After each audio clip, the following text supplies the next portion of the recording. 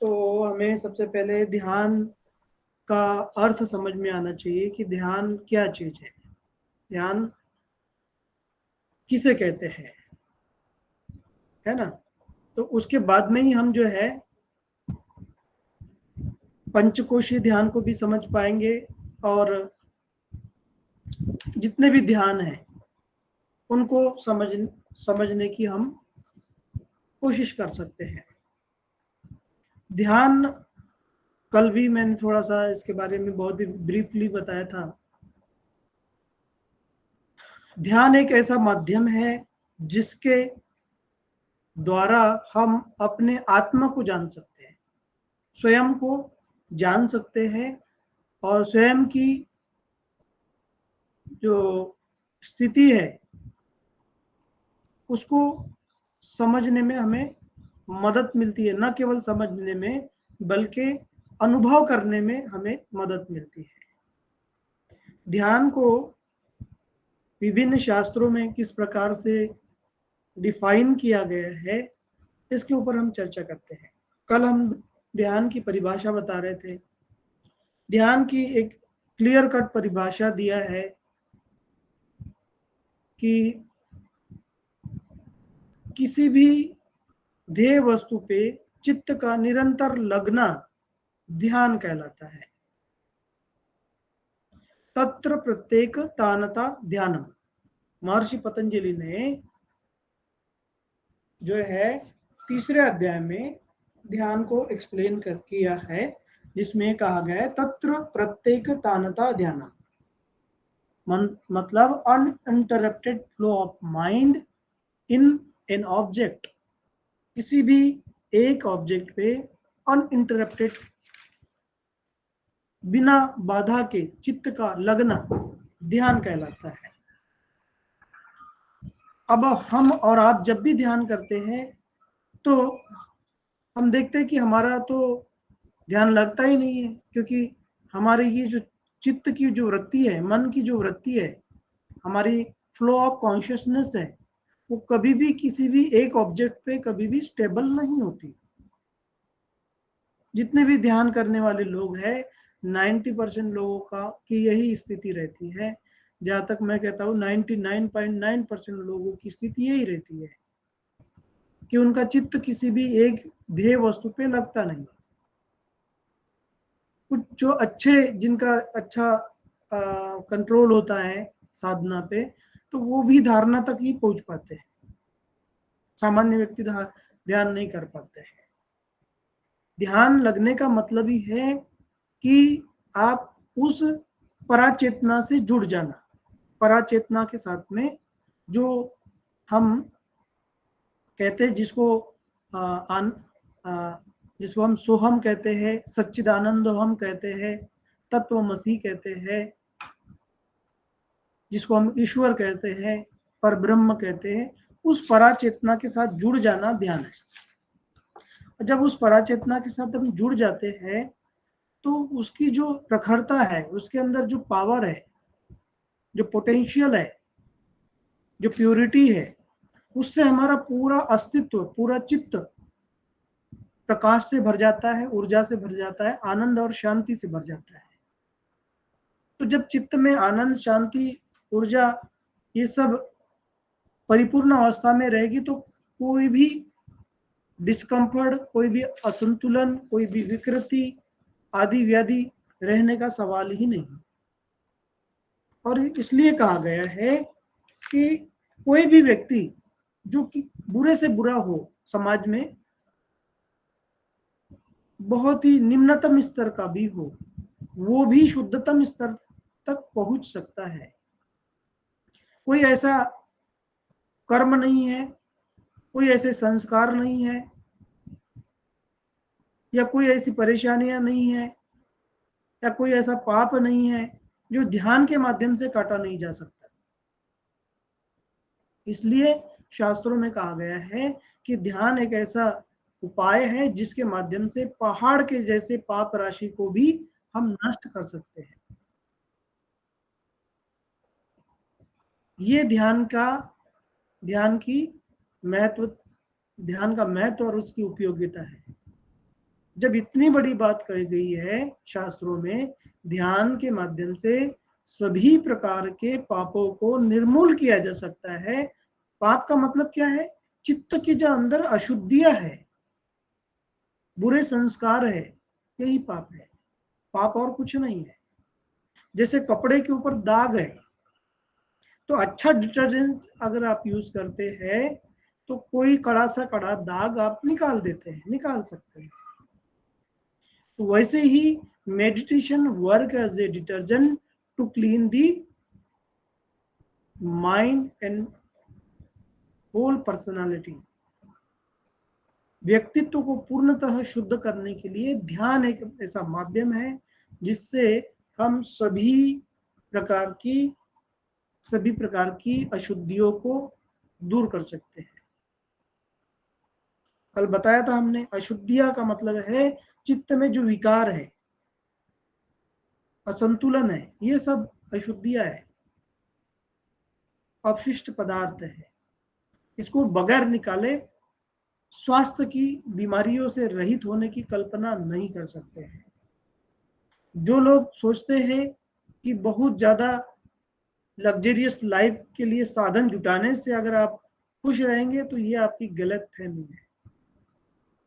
जीवन जीने के लिए आवश्यक संसाधन तो चाहिए, पर साधनों में जितनी भी मटेरियलिस्टिक जो आपके पास में संसाधन है। सर आवाज नहीं आ रही सर आपकी। आवाज क्लियर नहीं है आपको? आ रही सर। सर आ रही है आवाज सर बिल्कुल नहीं आ रही है। आ रही है? क्लियर ठीक है, क्लियर है सर। लगभग सभी लोगों को आ रहा है। एक दो लोग आपका नेटवर्क इशू होगा, नेटवर्क इशू होगा। तो हम ध्यान के बारे में समझा रहे हैं कि ध्यान करना क्यों जरूरी है, ध्यान की परिभाषा क्या है, ध्यान का अर्थ क्या है, ये समझाने की कोशिश कर रहे हैं। क्योंकि आप लोग भी अभी सर बोल रहे थे प्रैक्टिकल क्लास में आप लोग जुड़ते नहीं है या प्रैक्टिस करते नहीं है। तो योग में बहुत बड़ी ये दिक्कत है, जो लोग रेगुलर कोर्सेज नहीं करते हैं उनकी ये दिक्कत है कि उनका टारगेट होता है कि चलो डिप्लोमा कर लेते हैं, डिग्री कर लेते हैं कहीं से, और बस कोई प्रोफेशनल पॉइंट ऑफ व्यू से उसका यूज करें। तो यूज करना बहुत अच्छी बात है, बट अगर हम कहीं पे किसी जिम्मेदार पद पे गए या कोई हमें जिम्मेदारी मिलती है, तो हमारे पास ज्ञान भी तो होना चाहिए। अगर हमारे पास ज्ञान नहीं होगा, ज्ञान बहुत उच्च स्तरीय ना हो तो भी चलेगा, एक सामान्य ज्ञान होना चाहिए एक शिक्षक के पास में। वो जैसे कि हमारे पास सामान्य ज्ञान है योग का, एक शिक्षक के तौर पे वो हम आपसे शेयर कर रहे हैं, ऐसे ही सबके पास होना चाहिए जो योग प्रोफेशनल से योग के क्षेत्र में काम कर रहे हैं। तो हम यही ध्यान की उपयोगिता बता रहे हैं कि ध्यान कितना महत्वपूर्ण है, ध्यान करना कितना महत्वपूर्ण है। और ये ध्यान हर कोई कर रहा है, हर कोई जीवन में ध्यान कर रहा है, कोई जानबूझ के कर रहा है, कोई अनजाने में कर रहा है। तो मेडिटेशन के जब हम कैटेगरी देखते हैं तो एक ध्यान तो हमको ईश्वर प्रदत्त मिला हुआ है जो निरंतर हमको करना पड़ता है, एक्टिव मेडिटेशन, आपको हर काम ध्यान पूर्वक करना होता है। दूसरा है पेसिव मेडिटेशन जिसमें आप विलिंगली ध्यान करते हैं। एक जो होता है ऑटोमेटिकली मेडिटेशन, ध्यान चल रहा है आपका, ध्यान देते हैं आप चीजों पे।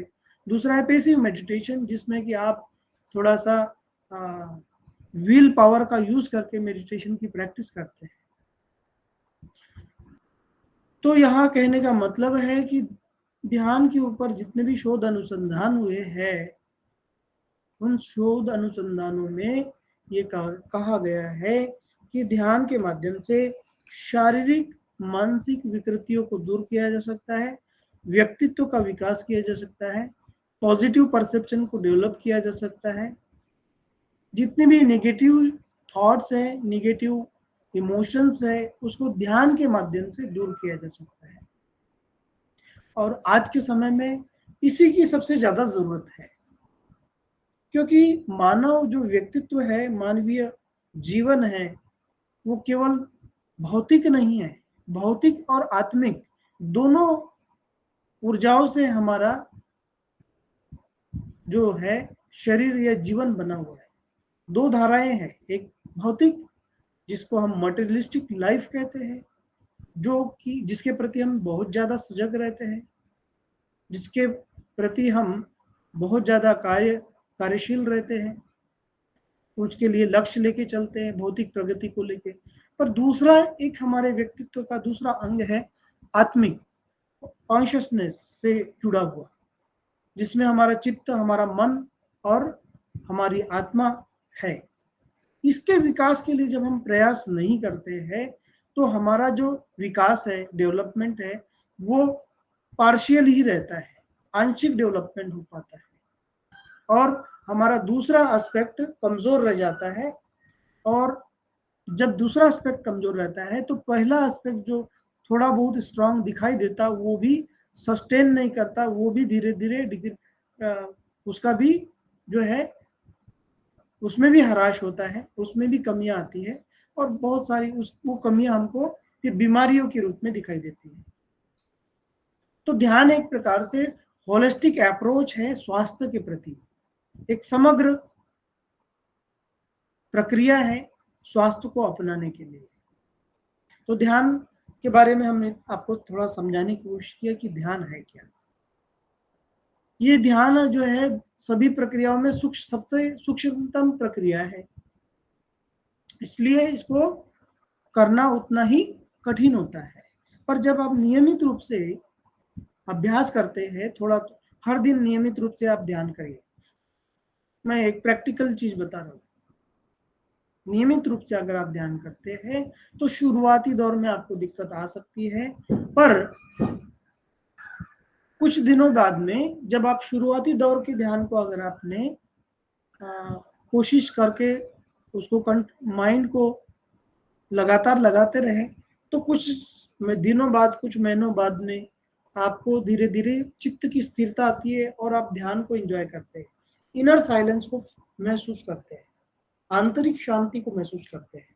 और जब जैसे ही आंतरिक शांति आपको महसूस होती है, चित्त स्थिर होता है, तो आपके सारे डिसीजंस, आपके सारे जो जीवन के कार्य बहुत अच्छे से संपादित होना शुरू हो जाते हैं, क्योंकि जो आपकी परसेप्शन है वो सकारात्मक हो जाते हैं। आप जीवन को वर्तमान में अनुभव करते हैं और जीते हैं।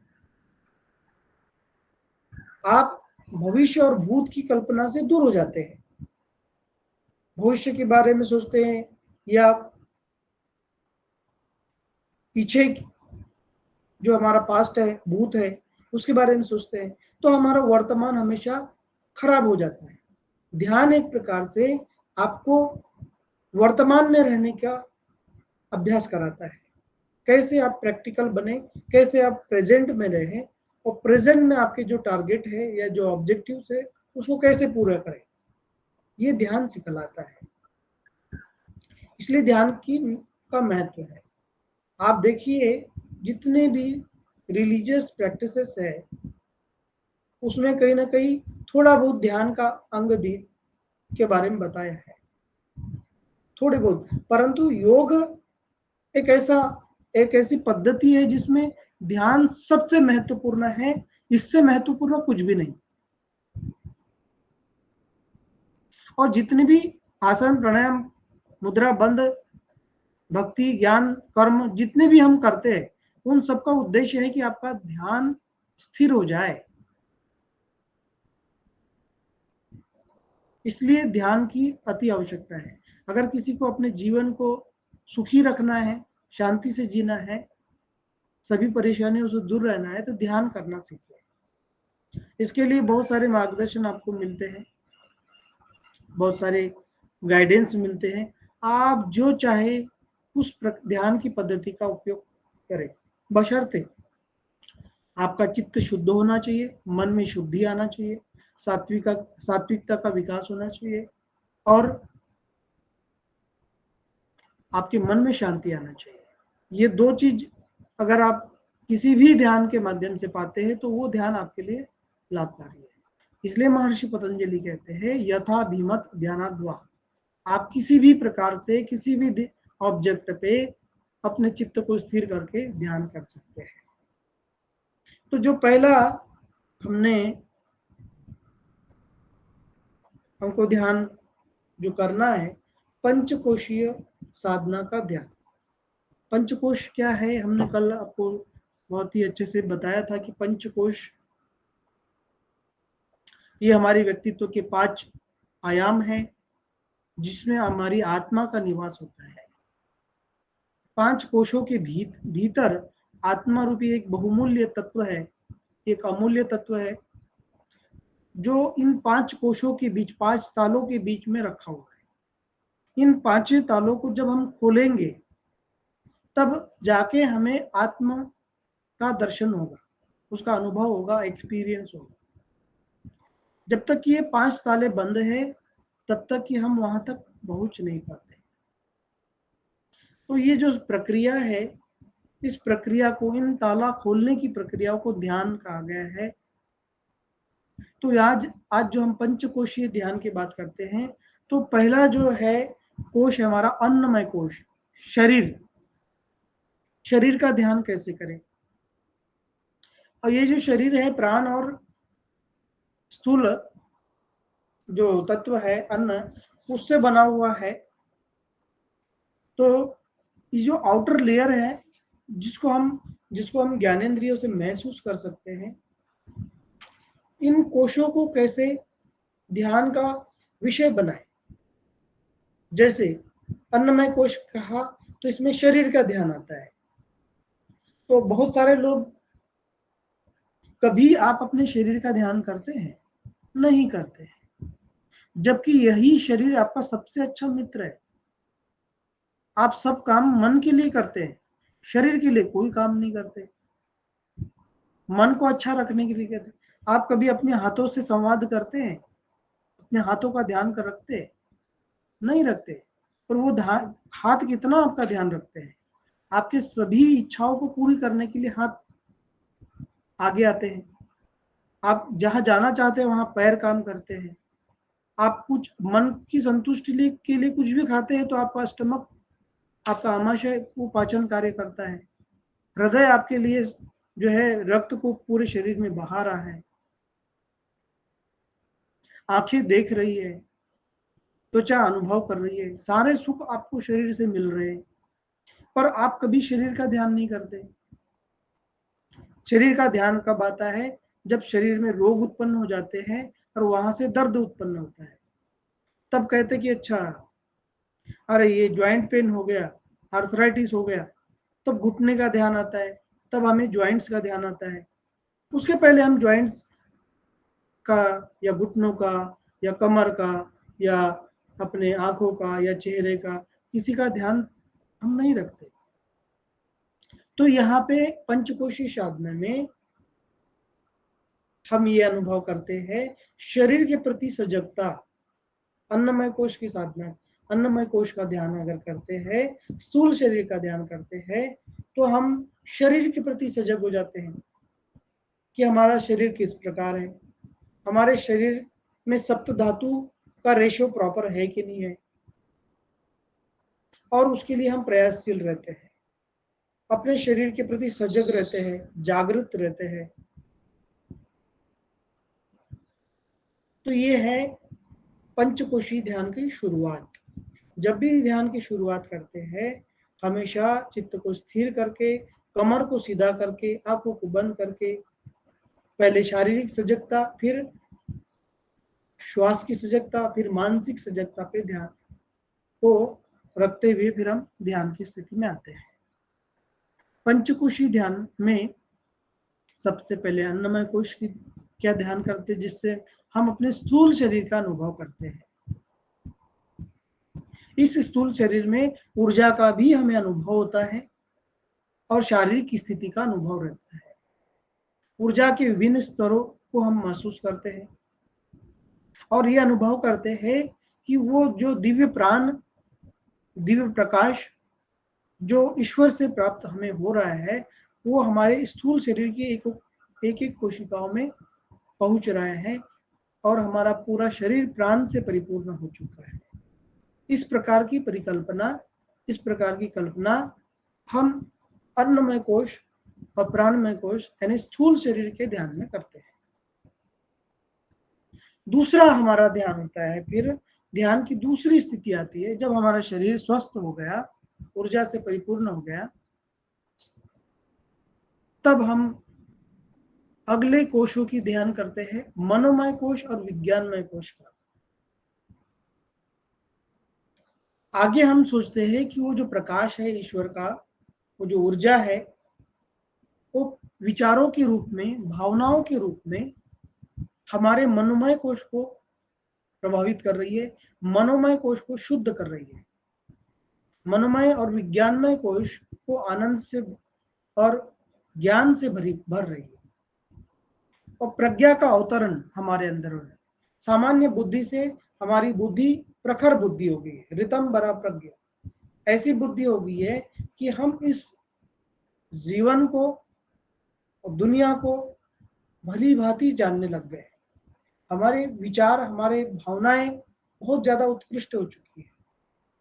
जहां पे नकारात्मक विचार और नकारात्मक भावनाएं हमसे निर्मूल हो चुकी है, बाहर निकल चुकी है, अब केवल सकारात्मक विचार, सकारात्मक वृत्ति और सकारात्मक बुद्धि, जिसको हम ऋतंबरा प्रज्ञा कहते हैं, निर्मल बुद्धि हमारे अंदर हुई।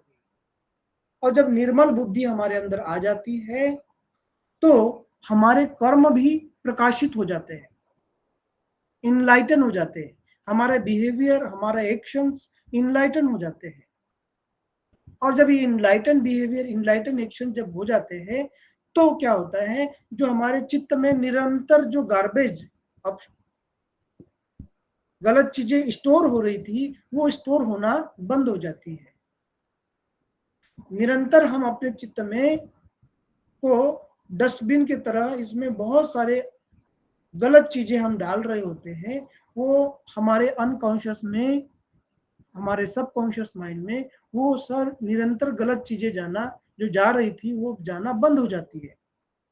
क्योंकि मनोमय कोश और विज्ञानमय कोश के ध्यान से हमारे सारे इमोशंस प्यूरिफाइड हो जाते हैं, हमारे विचार प्यूरिफाइड हो जाते हैं, और हमारी बुद्धि प्यूरिफाइड हो जाती है। अब ये आप कहेंगे कि कैसे ध्यान करते, वो हम आपको बाद में कोशिश करेंगे प्रैक्टिकल कराने का, कुछ टाइम निकाल के। यहाँ हम केवल प्रोसेस बता सकते हैं, ध्यान तो वही लगाएगा जिसका मन होगा, अन्यथा ये केवल यहाँ पे प्रोसेस समझाई जा रही है। तो मनोमय कोश क्या ध्यान करने से क्या होगा, मन या चित्त शुद्ध हो जाएगा। चित्त शुद्धि का मतलब है विचार शुद्धि, यानी एक प्रकार से आपके थिंकिंग रिवॉल्यूशन हो जाएगा, आपका थिंकिंग पैटर्न चेंज हो जाएगा। आप जैसे सोचते थे उसके जस्ट उल्टा सोचने लगेंगे। नॉर्मली हम सोचते कैसे हैं, बहुत ज्यादा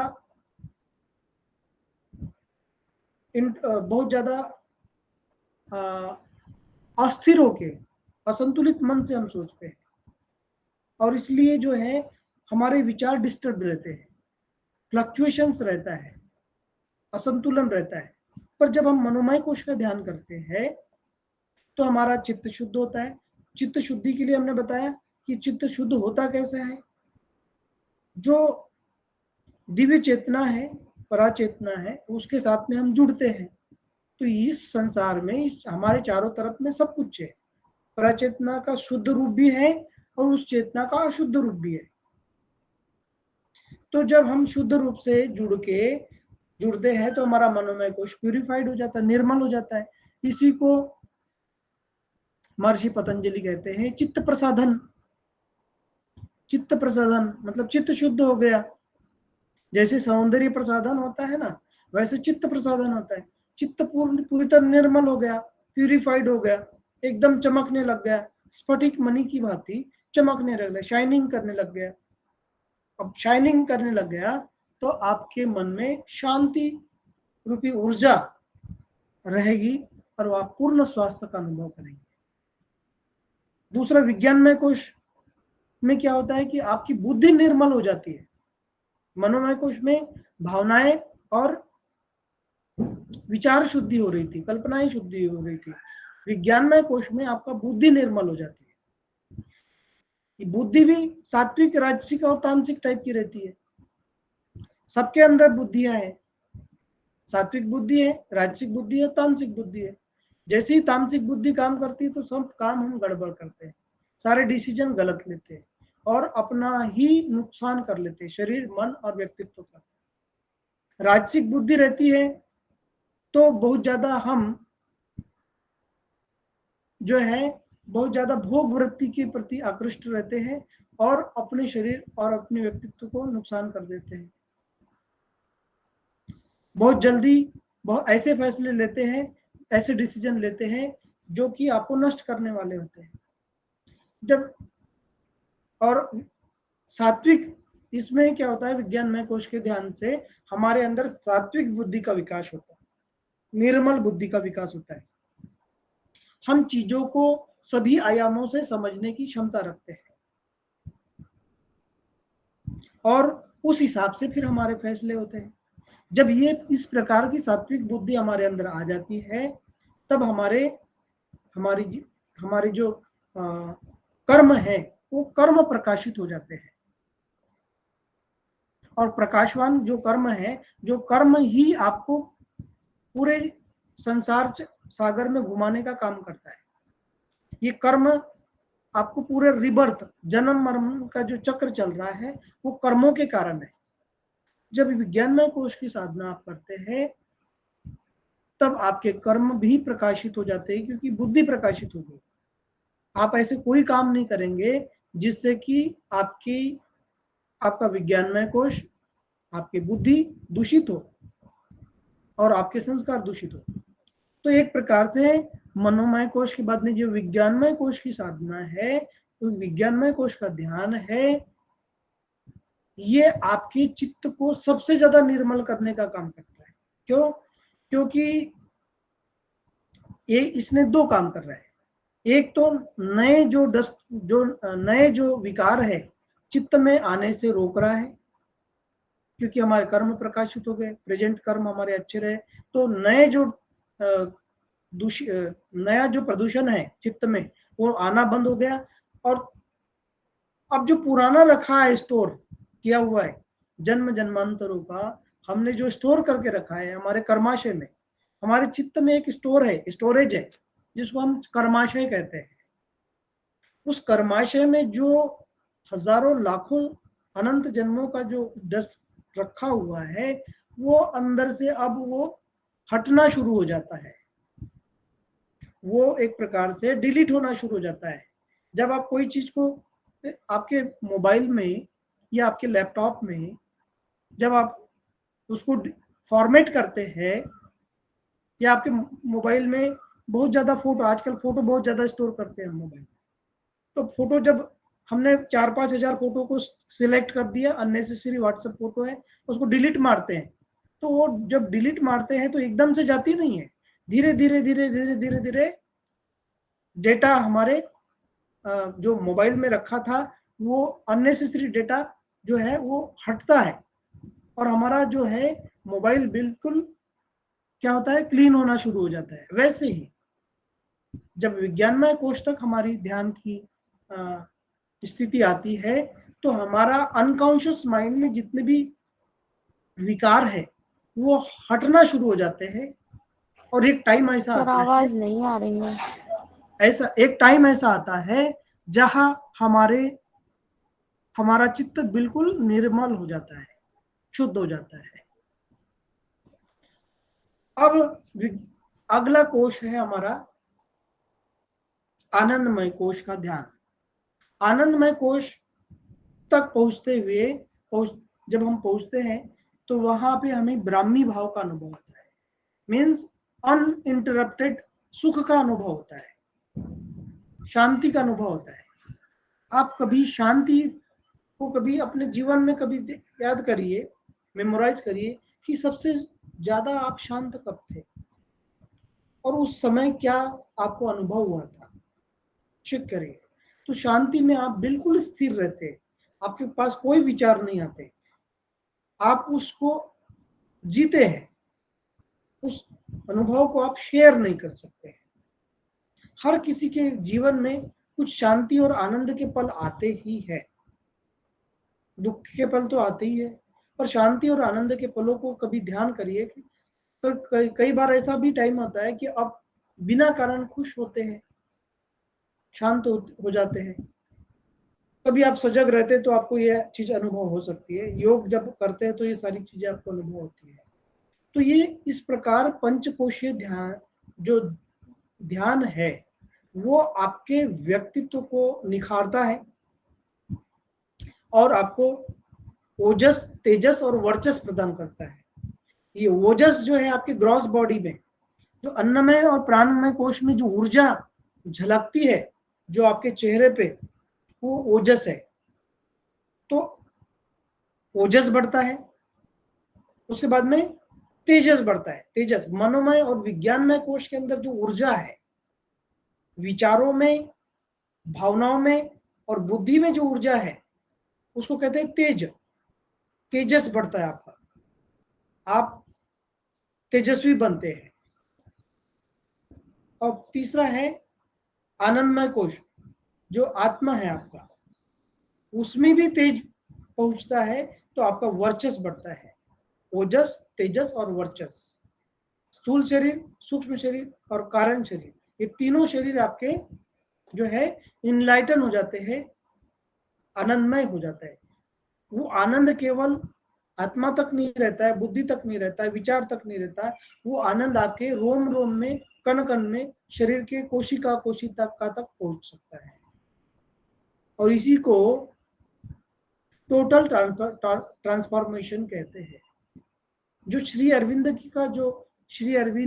की जो अतिमानस के अवतरण की जो साधना थी वो यही थी, संपूर्ण व्यक्तित्व का परिमार्जन करके संपूर्ण व्यक्तित्व का रूपांतरण। ये पंचकोशीय साधना से होता है। इसको अगर आप डिटेल पढ़ना है तो मैं एक बुक आपको सजेस्ट करता हूं, पंचकोशीय साधना,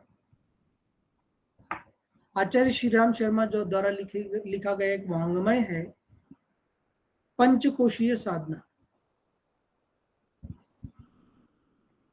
ठीक है, तो ये बुक से आपको इसका पूरा मटेरियल मिलेगा। और जो कुछ बोला है, मैं जो बोल रहा हूँ, आप देखिए, आप एग्जाम के पर्पज से पढ़िए और सुनिए। यहाँ हम लोग एग्जाम पर्पज से ही सारी बातें कर रहे हैं। तो जो पॉइंट्स है उन पॉइंट्स को आप थोड़ा सा लिखिए, जो हम बोलते हैं वो लिखिए, क्योंकि ये चीज इतनी समराइज वे में आपको कहीं और एकदम से एक पेज दो पेज में नहीं मिलेगी। आपको 100-200 पेज में जानकारी मिलेगी और उसको आप एब्स्ट्रैक्ट नहीं निकाल पाएंगे। जब निकालेंगे भी तो फिर आपको समय देना पड़ेगा। पंचकोशीय ध्यान हमारा हो चुका है। अब हम जो डिस्कशन करेंगे षट चक्र के बारे में। षट चक्र क्या है? पंचकोश समझ में आ गए। पंचकोश व्यक्तित्व के 5 कोश है। हमारे जीवन के हमारा जीवन जो चल रहा है उसमें हमारे जीवन 5 आयामों में बटा हुआ है। पहला स्थूल, जिसको अन्नमय कोश कहते हैं। दूसरा है प्राण, जिसको हम प्राणमय कोश कहते हैं। तीसरा है हमारा मन, जिसको हम मनोमय कोश कहते हैं। चौथा है हमारी बुद्धि, जिसको हम विज्ञानमय कोश कहते हैं। पांचवा है हमारा आत्मा, उसको हम आनंदमय कोश कहते हैं। तो इन कोशों का ध्यान हम करके हम अपने संपूर्ण व्यक्तित्व को प्रभावित कर सकते हैं और व्यक्तित्व का विकास कर सकते हैं, जिसको हमने कहा कि टोटल ट्रांसफॉर्मेशन ऑफ पर्सनालिटी, पूर्ण संपूर्ण व्यक्तित्व का निर्माण। तो एक प्रकार से आत्मनिर्माण की बात करते हैं। तो ये जो है पंचकोश के माध्यम से होता है। दूसरा है, अब हम आगे चलते हैं षट चक्रों के बारे में। ये चक्र क्या है, मैंने कल संक्षिप्त में आप लोगों को समझाया था। चक्र क्या है। चक्रों को ऊर्जा के केंद्र कहा गया है शास्त्रों में, और अनेक शास्त्रों में अलग अलग वर्णन मिलता है। बहुत सारे शास्त्र एक मत होके कुछ चक्रों का वर्णन करते हैं जो कि हमारे स्पाइनल कॉर्ड में जो है सिचुएटेड है। और ये चक्र विजिबल नहीं है, स्थूल आंखों से दिखाए नहीं जा सकते, इनको अनुभव किया जा सकता है। जो सूक्ष्म साधना करते हैं, बहुत ज्यादा सटल प्रैक्टिसेस करते हैं, वही लोग इन चक्रों की ऊर्जा को, इन चक्रों के स्वरूप को और इन चक्रों की शक्ति को जानते हैं। बाकी जो हम लोग एक्सट्रोवर्ट है, जो हमारा साइंस भी बहुत ज्यादा एक्सट्रोवर्ट है, मटेरियलिस्टिक साइंस है, उन वो इन चक्रों को नहीं समझ सकता, क्योंकि उसके पास में इसकी समझ और इसको इसके बारे में शोध अनुसंधान करने के लिए उस प्रकार के कोई टूल्स नहीं है ना।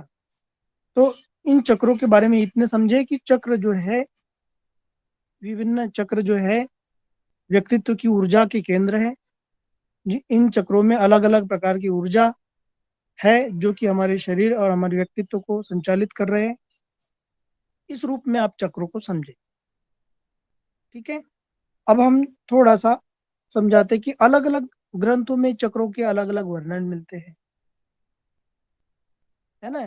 तो आप इतने डिटेल में आप नहीं, केवल सुन लीजिए, केवल आपको लिखना नहीं है। जैसे सातों संहिता वैष्णव ग्रंथ है, इसमें 4 चक्रों की बात कही है, जो जो आधार, नाभि, हृदय और कंठ में है। वसंत तिलक नामक एक बौद्ध ग्रंथ है, बौद्ध ग्रंथ, वो उसमें भी 4 चक्रों की वर्णन मिलती है, जिसमें नाभि, हृदय, कंठ और मूर्धा। मूर्धा मतलब हमारा head of, top of the head, यहाँ पे। विमल प्रभा में इसमें 18 चक्रों का वर्णन मिलता है।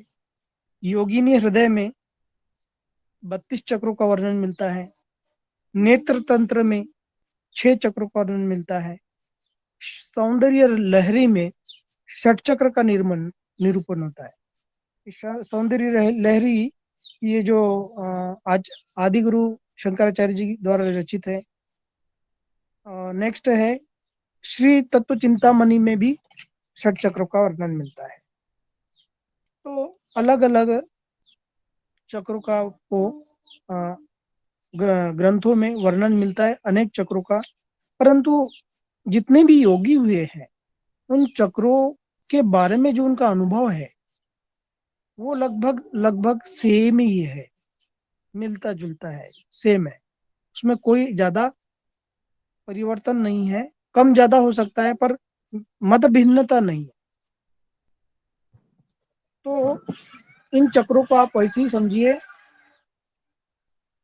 जैसे कि स्थूल और सूक्ष्म को, स्थूल दिखाई देने वाली चीजें जैसे स्थूल शरीर है, और सूक्ष्म दिखाई नहीं देने वाली चीजें जैसे हमारे विचार हमको दिखाई नहीं देते पर महसूस होते हैं। अगर हम सजग हो तो महसूस होते हैं। भावनाएं बहुत सूक्ष्म है, पर है, कोई ये नहीं कह सकता कि भावनाएं नहीं होती है, विचार नहीं होते, क्योंकि वो दिखते नहीं है पर महसूस तो होते हैं। वैसे ही चक्र रूपी ऊर्जा होती है, दिखाई नहीं देती है। जैसे जैसे हमारा विज्ञान सूक्ष्मता की ओर बढ़ेगा, वैसे वैसे उन चक्रों के ऊपर साधारण व्यक्ति को भी ज्ञान होगा, है ना। जैसे कि आज की जो टेक्नोलॉजी आ रही है, धीरे धीरे सूक्ष्मता की ओर बढ़ रही है। पहले देखा करते थे कि जैसे टेलीफोन हुआ करते थे, बड़ा डब्बा हुआ था करता था, अब मोबाइल आ गया है, सूक्ष्मता बढ़ रही है ना। पहले टीवी हम बड़े से सेट टॉप बॉक्स में, बड़े से बॉक्स में देखते थे, अब मोबाइल में टीवी देख लेते हैं। तो जैसे जैसे हमारा ज्ञान प्यूरिफाइड होगा, जैसे जैसे हमारा ज्ञान सूक्ष्म होगा, वैसे वैसे हम सूक्ष्म जगत को भी महसूस कर सकेंगे। जो स्थूल जगत जो दिखाई दे रहा है, उसके परे भी एक सूक्ष्म जगत है, उसको हम देख सकेंगे। वैसे ही स्थूल शरीर के अंदर में एक सूक्ष्म शरीर है, उसको भी हम अनुभव कर सकेंगे। पर वो अनुभव सामान्य आंखों से नहीं होगा, क्योंकि सामान्य आंखें केवल मटेरियलिस्टिक, भौतिक है। इसलिए भौतिक चीज सूक्ष्म को नहीं पकड़ सकती।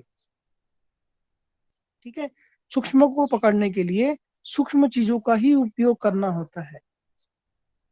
इसलिए जब ये षट चक्रों का अनुभव की बात होगी तो यहाँ पे हमें बहुत ज्यादा सजग होने की बात होगी। आज के समय में जैसे जैसे जैसे विज्ञान आगे बढ़ रहा है तो सूक्ष्म अनुसंधान की सूक्ष्म प्रक्रियाएं भी अपना रही है। जैसे जिस रूप में नैनो टेक्नोलॉजी की बात करते हैं, यानी चीजों को बहुत गहनता से और सूक्ष्मता से अध्ययन करने का एक पद्धति हो चुकी है। तो हमारे पूर्वजों यानी योगियों ने, ऋषियों ने, संतों ने चेतना जगत में अनुसंधान किए, चेतना जगत में अभ्यास किए, अध्ययन किए, और उनका परिणाम ये षट चक्रों के रूप में हमको वर्णन के रूप में मिलता है। तो ये वर्णन हम थोड़ा सा समझने की कोशिश करते हैं। सबसे पहले बेस चक्र है हमारा मूलाधार चक्र। हमने कल बताया था मूलाधार चक्र ये पृथ्वी तत्व को रिप्रेजेंट करता है, पृथ्वी तत्व को रिप्रेजेंट करता है, इसको लाल रंग को रिप्रेजेंट करता है। ठीक है, और ये जो मूलाधार चक्र में जो ऊर्जा है या गुण है, ये जो है इच्छा, वासना, या हमारे अंदर बहुत ज्यादा कोई सनक, कोई जुनून, ये सब हमारे मूलाधार चक्र की ऊर्जा में समाहित है। जो हमारे अंदर इच्छा होती है, जो हमारे अंदर वासना, जो वासना का मतलब है कोई चीजों को पाने की इच्छा, जैसे कोई अच्छा खाना, हाँ, बहुत सारी हमारी इच्छाएं होती है। ये सब जो है मूलाधार चक्र में स्थित होती है। स्पेशली जो हमारी काम वृत्ति है, जो हमारी काम वृत्ति है वो भी हमारे मूलाधार चक्र में ही है। तो ये मूलाधार चक्र इसका केंद्र है। उसके बाद में अंग, कौन कौन से अंग जुड़े हैं इस चक्र से? जो हमारी डिंब ग्रंथि है, जेनेटल ऑर्गन्स है, अधिवृक्क है, किडनीज है, ये सब जो है मूलाधार चक्र से जुड़ी हुई है। और इंद्रियों में ज्ञानेंद्रिय भी जो है हमारा, ज्ञानेंद्रियों में नासिका, नासिका मूलाधार चक्र से जुड़ी हुई है। नासिका का काम क्या है? घ्राण, घ्राण का मतलब है स्मेल लेना, है ना। पृथ्वी तत्व का गुण क्या है? पृथ्वी तत्व का गुण है गंध, यानी स्मेल। पृथ्वी तत्व इसका मूल तत्व है, और जो है इसका इंद्रियों में नासिका इसका स्थान है। नासिका इसको रिप्रेजेंट करता है मूलाधार चक्र को। बीजों एक और ज्यादा इसके बहुत गहराई में नहीं जाएंगे, केवल इतना समझे आप लोग। ठीक है, मूलाधार चक्र के बारे में क्लियर है। इसका रंग लाल देखा गया है। पृथ्वी तत्व है, पृथ्वी तत्व को रिप्रेजेंट करता है। इसके जो और इसके अंदर जो मूलाधार चक्र में इच्छा, वासना, तृष्णा, ये सब इस चक्र से जुड़ी चीजें हैं। इस चक्र का अगर वेधन हो जाता है, इस चक्र को हम प्यूरिफाइड कर लेते हैं, तो क्या चीज पाती, क्या चीज हमें मिलता है? इस चक्र को शुद्ध कर लेने से हमें जो है काव्य ज्ञान मिलता है, काव्य शक्ति मिलती है, साहित्य रचने की क्षमता हमारे अंदर आ जाती है। ये आप समझ लिए थोड़ा सा। और इस चक्र से रिलेटेड बहुत सारी चीजें हैं, पर हम बहुत डिटेल में नहीं जाएंगे, कक्षा में समाप्त नहीं हो पाएंगे। एक ही चक्र में सारा पूरी क्लास चले जाएगी आपके। दूसरा चक्र है हमारा स्वादिष्टान चक्र।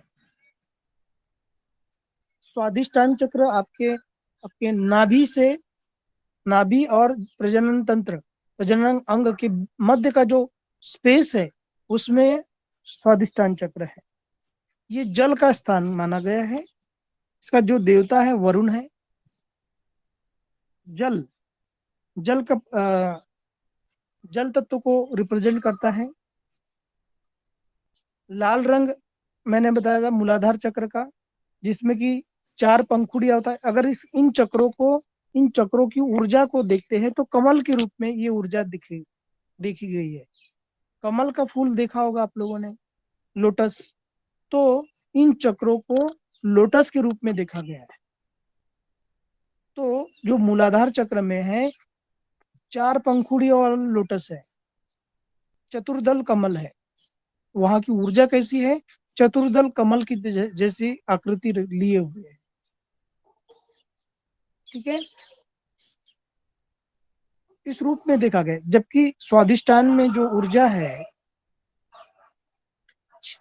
में जो 6 दलों वाला, 6 पंखुड़ियों वाला कमल के रूप में देखा गया। मूलाधार में 4 थी और स्वादिष्टान में 6 पंखुड़ियां आ गई।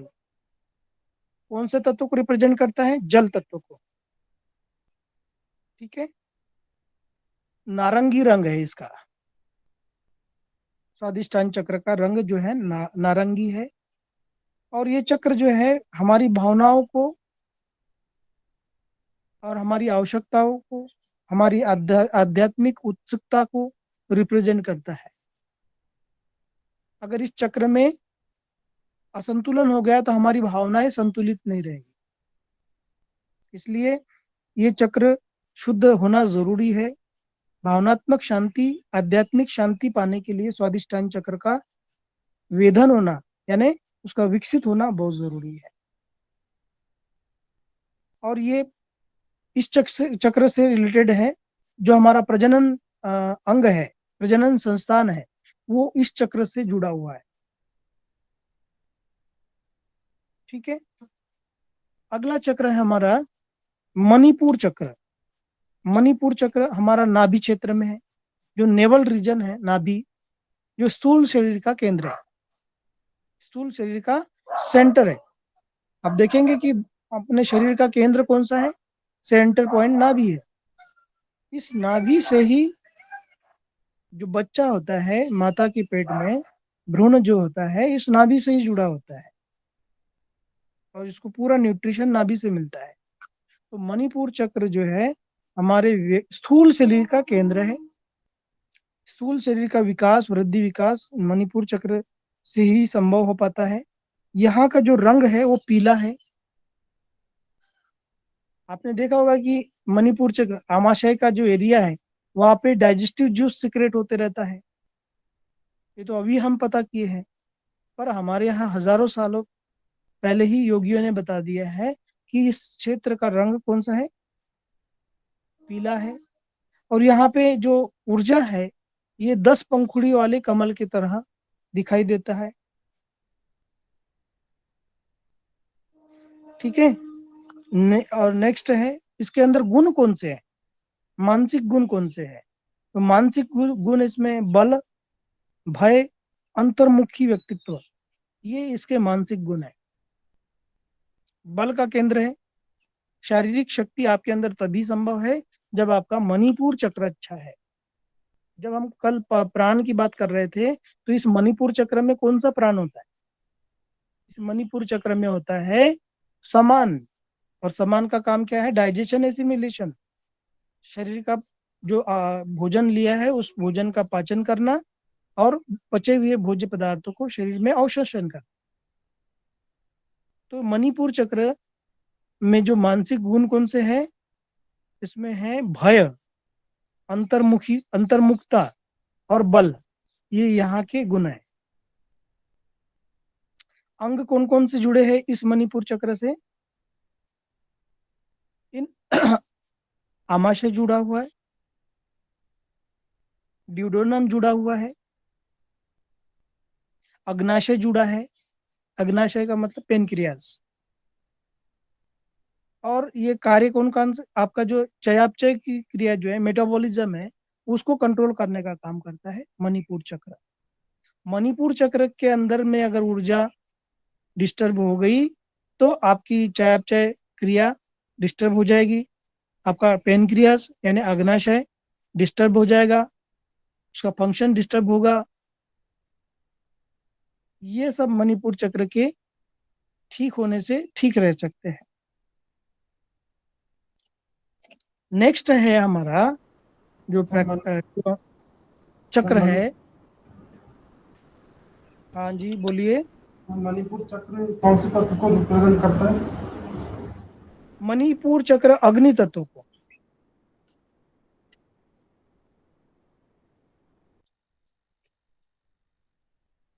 ठीक है,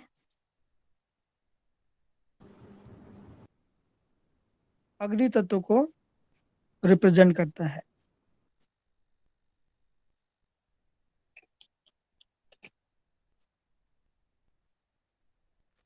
सर, आपने हाँ जी, इसमें गुण बताए हैं, वो गुण फिर से बता दीजिए। गुण इसमें बल, बल शारीरिक मानसिक बल की प्राप्ति होती है। भय, यहाँ पे एक गुण दिखाया गया, भय, भय का गुण भी यहाँ पे रहता है। और या तो आप निर्भय हो जाएंगे या तो भययुक्त रहेंगे। भय का मतलब ये नहीं डरना, दो टाइप से हो सकता है। अगर मणिपुर चक्र अगर अच्छा है तो आप निर्भय रहेंगे। निर्भय का मतलब बिना डरा हुआ व्यक्तित्व, आप किसी चीज से नहीं डरेंगे, है ना। निर्भीकता रहेगी आपके अंदर, शौर्य रहेगा, साहस रहेगा, पराक्रमी रहेंगे, ये गुण है इसके। बल, अगर मणिपुर चक्र अच्छा है तो आप बलशाली रहेंगे, शारीरिक बल की कोई कमी नहीं रहेगी आपके अंदर। और मणिपुर चक्र डिस्टर्ब हो गया तो फिर आप बलहीन रह जाएंगे। शरीर कितना भी अच्छा देखने के लिए हो आपका, पर शारीरिक बल आपके अंदर कम रहेगा, ठीक है। Thank you sir.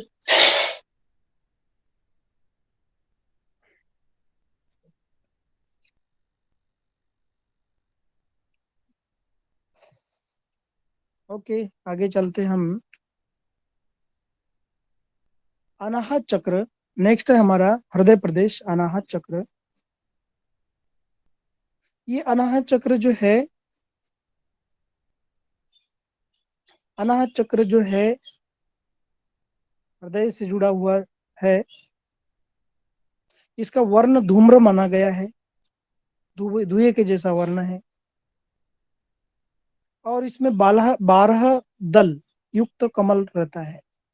12 दल युक्त कमल का मतलब है, जहां यहाँ पे इस चक्र में जो ऊर्जा है 12 पंखुड़ियों से युक्त कमल की तरह है। इसलिए अनाहत चक्र को, हाँ, अनाहत चक्र वायु तत्व से को रिप्रेजेंट करता है।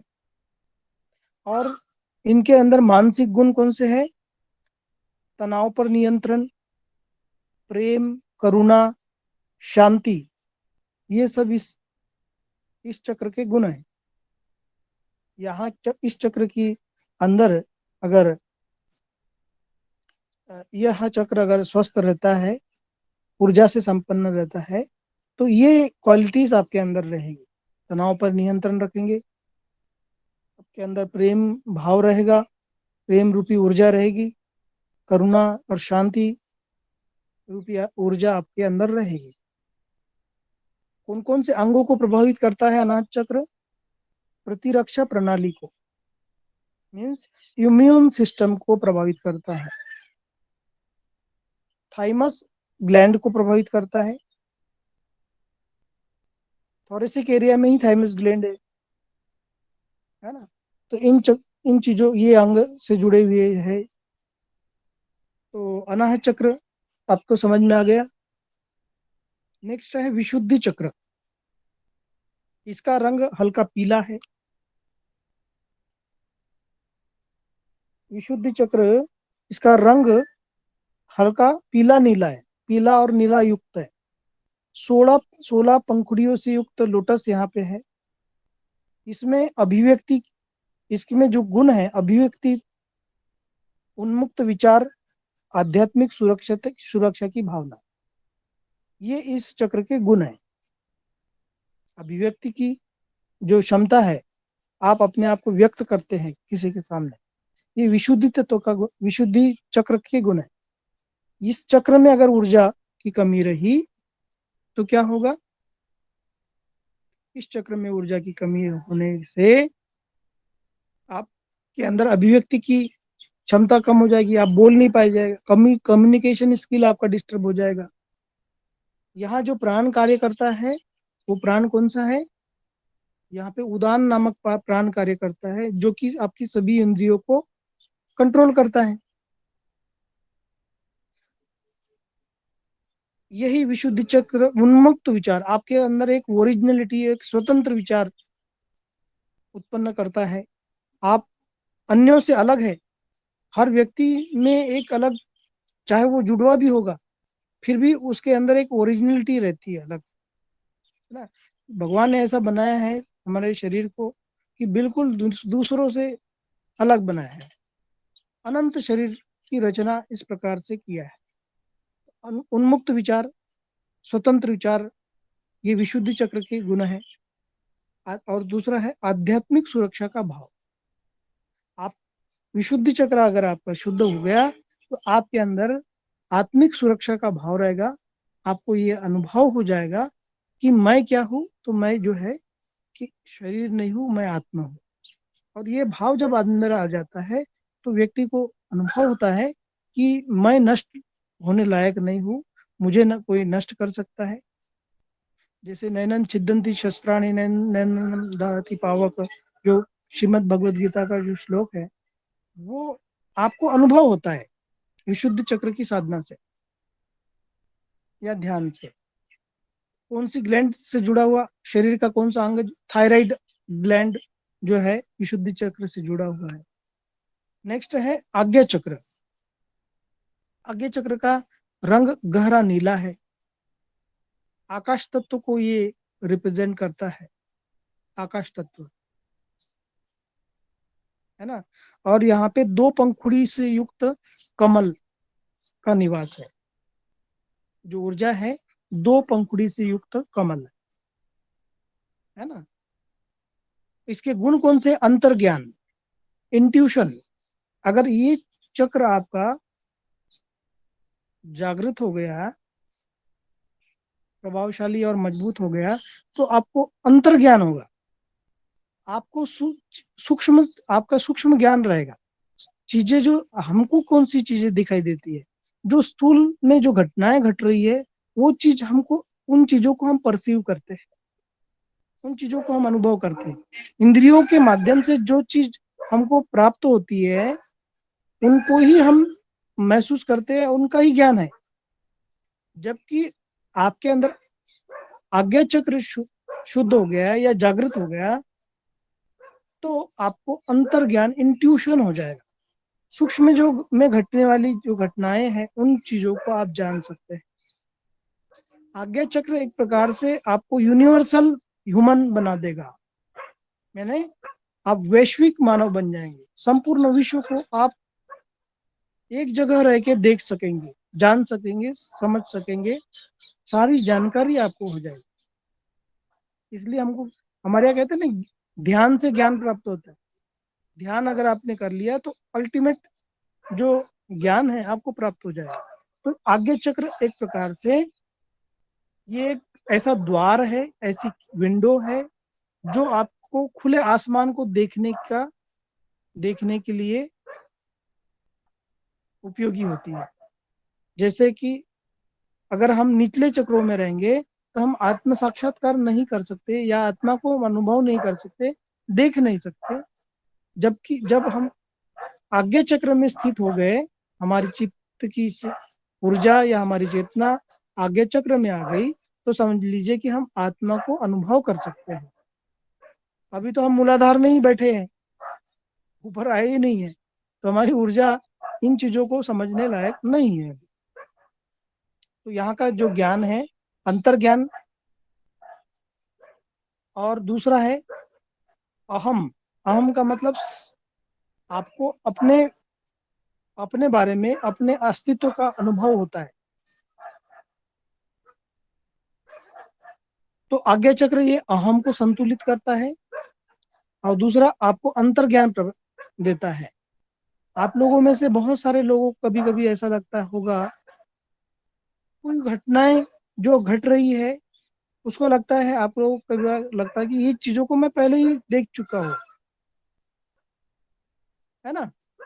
तो ये है अंतर्ज्ञान। हर व्यक्ति के अंदर में अंतर्ज्ञान है। क्योंकि हम ये मानते हैं, योग ये मानता है कि व्यक्ति या पुरुष जो है, ये पुरुष कोई सामान्य नहीं है, ईश्वर ही है। ईश्वर और पुरुष में कोई अंतर नहीं है, केवल अनुभव का अंतर है। जब व्यक्ति अनुभव कर लेता है, क्लेश कर्म विपाक आशय, इन 4 चीजों से मुक्त हो जाता है, तो वो पुरुष, ये सामान्य जो व्यक्ति है, वही ईश्वर है, हो जाता है। इसलिए हम लोग कहते हैं ना कि जो भी संत या महापुरुष, इनको कहते हैं कि ये ईश्वर तुल्य है, ईश्वर है। तो इसलिए कहते हैं, ईश्वर तो हम हर कोई है, पर हमें हमें वो चीज का भी ज्ञान नहीं है। हमारी चेतना उतनी सूक्ष्म नहीं हुई कि उन चीजों को जान सके। जिस दिन हमारी चेतना उतनी सूक्ष्म हो जाएगी, वहां तक पहुंच जाएगी, तो वहां हर चीजों को जान सकते हैं। यहाँ पीनियल और पिट्यूटरी, ये जो ग्रंथियां हैं, कौन कौन सी ग्रंथियां हैं यहाँ पे? पीनियल और पिट्यूटरी, ये 2 ग्रंथियां हैं। इससे जो ये 2 ग्रंथियों का उपयोग आप समझ सकते हैं। इनसे क्या है, मेलाटोनिन हार्मोन्स का निर्माण होता है, जो को हमको आनंद और शांति प्रदान करता है। ठीक है, आगे चक्र। नेक्स्ट चक्र जो हमारा है सहस्त्रार चक्र, इसका रंग है बैंगनी, बैंगनी रंग, है ना,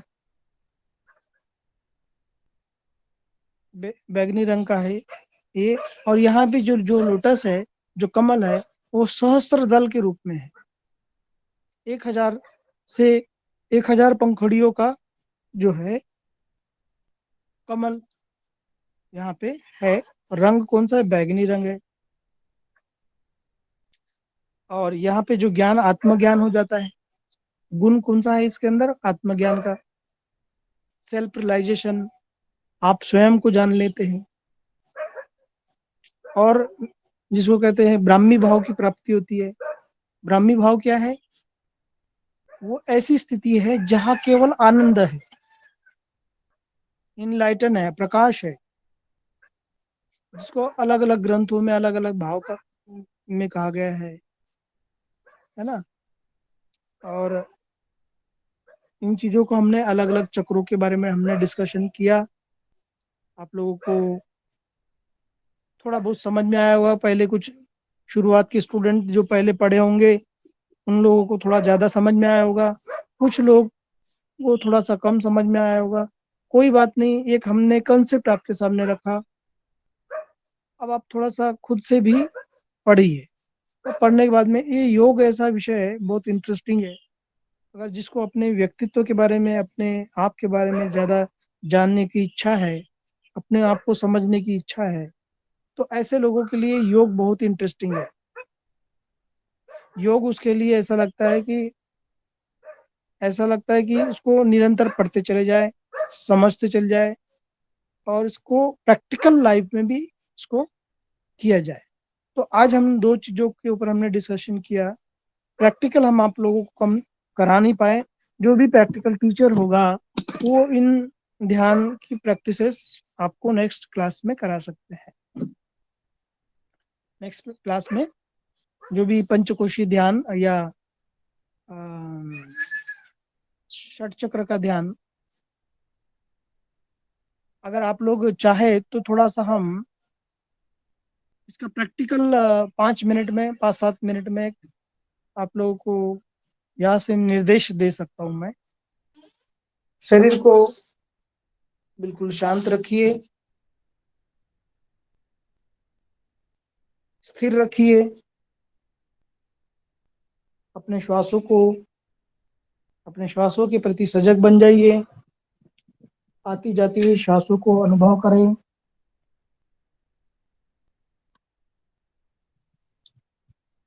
किसी भी ध्यानात्मक आसन में बैठे,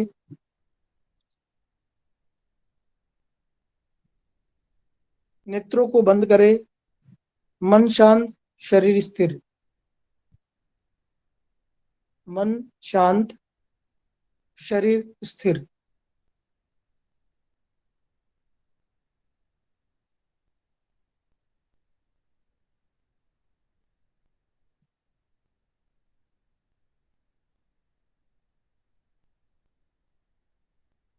अनुभव करें कल्पना कीजिए कि आप हिमालय के दिव्य वातावरण में हैं।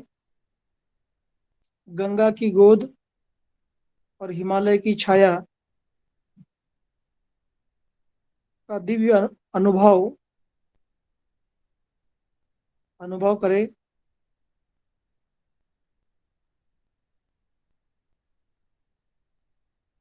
उगते हुए स्वर्णिम प्रकाश को अपने आज्ञा चक्र में अनुभव करें। उस प्रकाश से रूपी ऊर्जा से आपका संपूर्ण स्थूल शरीर, अन्नमय कोश प्रकाश से परिपूर्ण हो रहा है। अन्नमय कोश प्रकाशित हो रहा है। संपूर्ण प्रकाश को अपने शरीर के कण कण में, रोम रोम में अनुभव करें। अन्नमय कोश, स्थूल शरीर प्रकाश से, ओजस से परिपूर्ण, प्रकाशित। प्राणमय कोश प्रकाश से परिपूर्ण। उस ब्राह्मी चेतना को, प्रकाश युक्त चेतना को अपने मन में अनुभव करें। आपका मन प्रकाश से भरा हुआ, मन का प्रत्येक कोना प्रकाशित हो रहा है। समस्त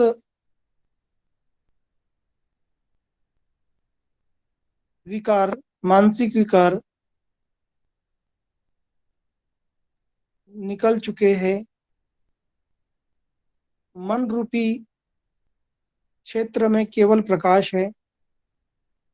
सात्विक विचार, सात्विक भावनाएं प्रकाश के रूप में मन में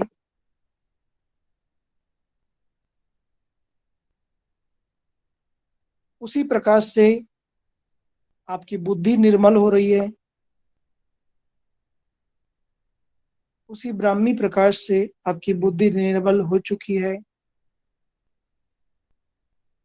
सात्विक बुद्धि का अनुभव कर रहे हैं। ऋतंबरा प्रज्ञा,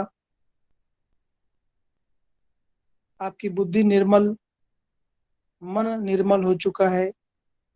अपार शांति और आनंद का अनुभव कर रहे हैं। आपका सूक्ष्म शरीर तेज से भर रहा है। आपका पूर्ण व्यक्तित्व तेजोमय प्रकाश से युक्त।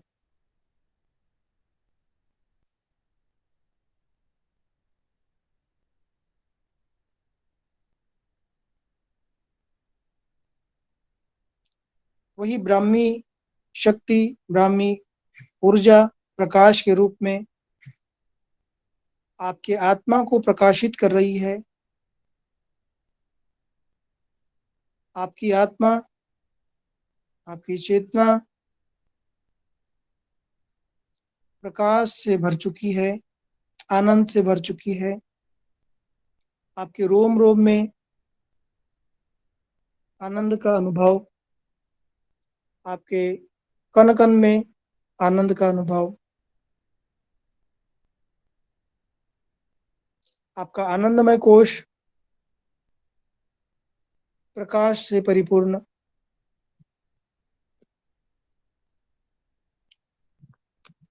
स्थूल शरीर ओजस्वी, ओजस्वी। सूक्ष्म शरीर तेजस्वी। कारण शरीर वर्चस्वी। ओजस, तेजस और वर्चस से परिपूर्ण हो चुके हैं आप। समस्त नकारात्मक ऊर्जा नष्ट हो चुकी है। केवल प्रकाश और प्रकाश ही आपके अंदर है। प्रकाश, शांति, आनंद, प्रेम, करुणा के रूप में आप अनुभव कर रहे हैं। आपके व्यक्तित्व से ये सारे दिव्य गुण बाहर निसृत हो रहे हैं।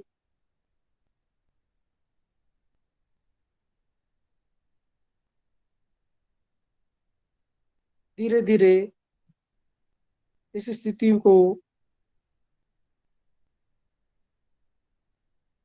गहराई से अनुभव कीजिए। अंतर मौन में कुछ क्षण बैठे।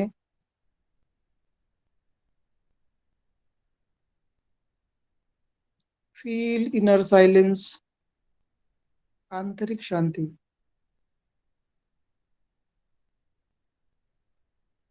आंतरिक शांति रूपी अमूल्य ऊर्जा को हम अनुभव कर रहे हैं।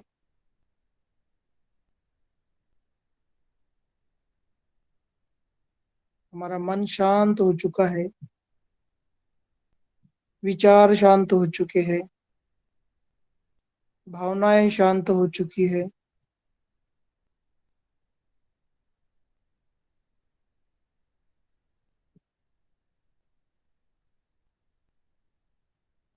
समस्त विश्व ब्रह्मांड के प्रति हम संवेदनशील बन चुके हैं। सब में आत्म भाव को अनुभव कर रहे हैं।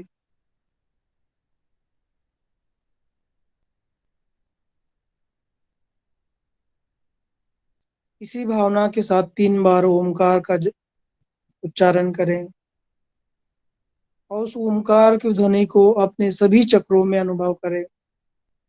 उस ओमकार की वाइब्रेशंस को समस्त चक्रों में अनुभव करें। ओमकार की वाइब्रेशन से, ओमकार की तरंगों से हमारा पूरा स्थूल शरीर, सूक्ष्म शरीर, कारण शरीर तरंगित हो रहा है। हमारे अंदर कण कण में आनंद उत्पन्न हो रहा है। हम रोमांचित हो रहे हैं। ओमकार का जप बैखरी रूप में बोल के आप करेंगे, भावनाओं के साथ में। जैसे कोई छोटा बच्चा अपनी माँ को पुकारता है, बछड़ा गाय को पुकारता है, वैसे ही ओमकार के माध्यम से परमपिता परमात्मा को हम याद कर रहे हैं, सुमिरन कर रहे हैं। अपने दर्द को, अपनी भावनाओं को, अपने आकांक्षा को, अपने प्रेम को उन तक पहुंचा रहे हैं ओमकार के माध्यम से। 3 बार ओमकार का उच्चारण करेंगे और आखिरी में क्लोजिंग प्रेयर सर्वे भवन्तु सुखिना के साथ में करेंगे।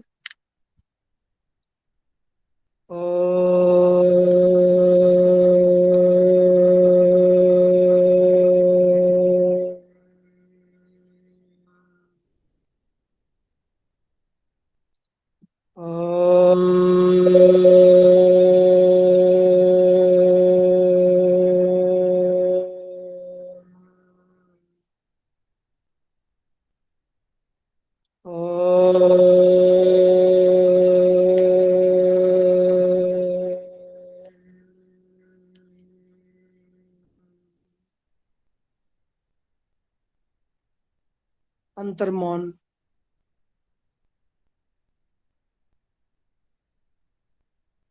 योग हमें शांति प्रदान कर रहा है।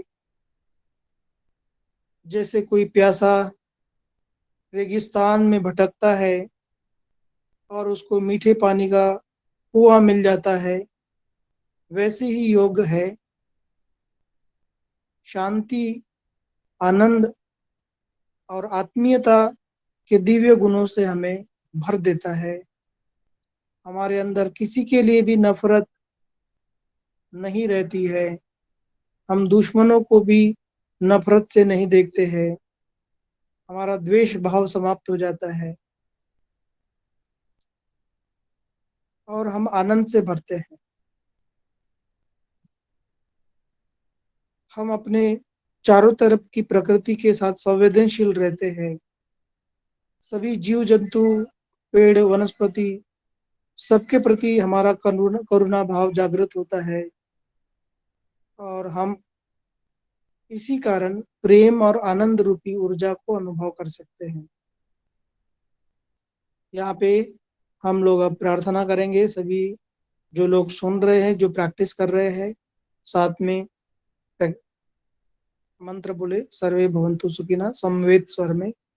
सर्वे भवन्तु सुखिनः, सर्वे सन्तु निरामया, सर्वे भद्राणि पश्यन्तु, मां कश्चिद दुख भाग भवेत्। प्रार्थना करें कि हमारे चारों तरफ शांति रहे, स्वस्थ रहे, जल थल में, नभ में, सब जगह शांति हो, सबके मनों में शांति हो, कोई भी अशांत न रहे। इस प्रकार से हम शांति पाठ ओम द्यौ शांति अंतरिक्षगुम शांति पृथ्वी शांतिरापः शांतिरोषधयः शांति वनस्पतयः शांति विश्वे देवाः शांति ब्रह्म शांति सर्वगुम शांति शांतिरेव शांति सामा शांतिरेधि। ओम शांति शांति शांति। सर्वा अरिष्टसु शांतिर्भवतु।